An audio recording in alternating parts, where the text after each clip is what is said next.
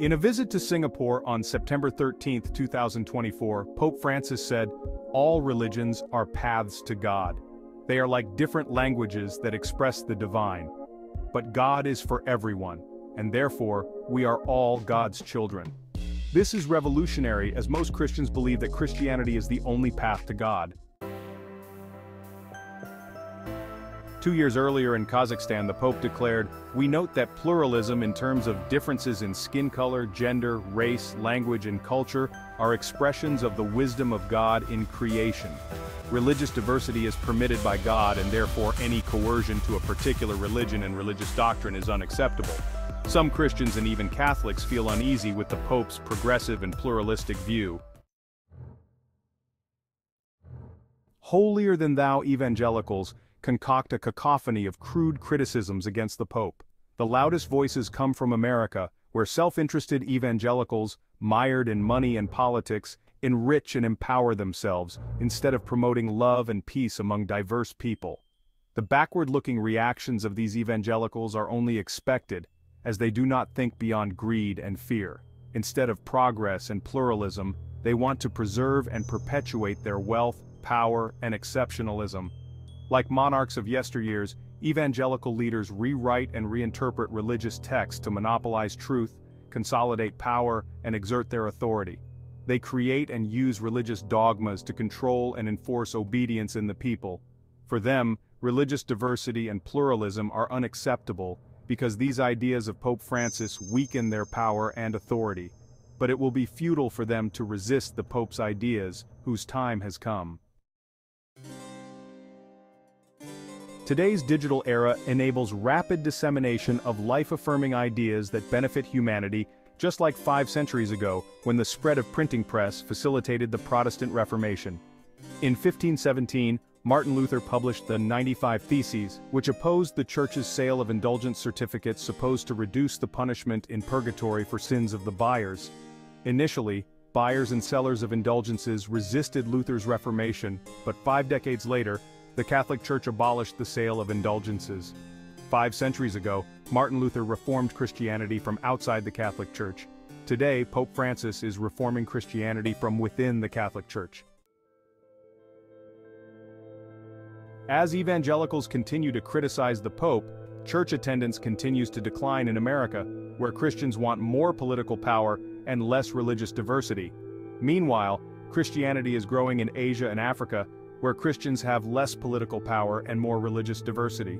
Clearly, political power corrupts faith in God, and divine power is above politics. Eventually, Christians will realize that change has been the only constant throughout the history of Christianity, and reformation is again needed to rejuvenate and make the religion relevant in the 21st century. Failure to change with the times has caused major religions of past eras to be extinct. Christians will realize that Christianity need not be the only path to God for the religion to remain valid. Christians need to have faith that Christianity is a path to God, but must not be so conceited as to presume that other religions are not paths to God, just as it is presumptuous for non-Christians to think that Christianity is not a path to God. One knows and believes in one's religion, but one can never get enough proof or certainty to conclude that there are no other paths to God. If God is omniscient, omnipotent, and omnipresent, surely there must be various ways of reaching him.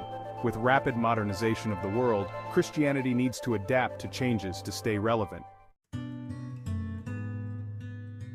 Christians need faith in God instead of hard politics. Stubborn adherence to hard dogmatism causes Christians to fall, just like how a tall and proud oak tree falls in a storm.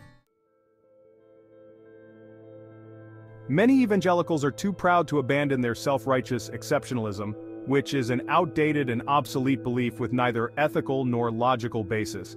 Evangelicals are a minority, only a quarter of Christians, and less than 10% of the world's population. But they are loud and dogmatic in claiming that their way is the only way to God, and only they are going to heaven while other people are going to hell. Their claim is an ethical and logical fallacy, because it means that God is a loser who has lost to the devil, who is a winner who takes more than 90% of God's children to hell to be eternally tortured, while God is limited to receiving less than 10% of his children in heaven. Such a limited and impotent God is against not only theological principle but also any sensible definition of God. The unethical and illogical theology, besides the smug self-righteousness and stubborn dogmatism, has caused the decline of church attendance in America. Meanwhile, evangelicals continue to challenge Pope Francis's idea of religious diversity and pluralism. Zealous evangelicals even use the same methods as witch hunters of the past to accuse the Pope of heresy. But it is a matter of time before all Christians see the simple and beautiful truth with clarity, expressed in the Pope's wisdom that religious diversity is permitted by God. In the future, the Pope's reformation will make evangelical exceptionalism as obsolete as indulgence certificates. Christians will be free from the shackles of thinking that Christianity is the only path to God. This will not only make them better Christians with renewal of their faith in God, but will also encourage interfaith dialogues. When Christianity is only one path instead of the only path to God, the advantage is its ability to communicate with other religions. Today, egoistic evangelicals accuse others of heresy and are contemptuous of other religions. Like witch hunters of the past, they are divisive and judgmental, trapped in the vicious nature of their false ego. But the future is bright, because Pope Francis has ignited a flame that illuminates the truth, initiating an unstoppable movement toward hope and harmony for humanity. Thank you for watching. If you find this video insightful, please like, share, and subscribe. Thank you.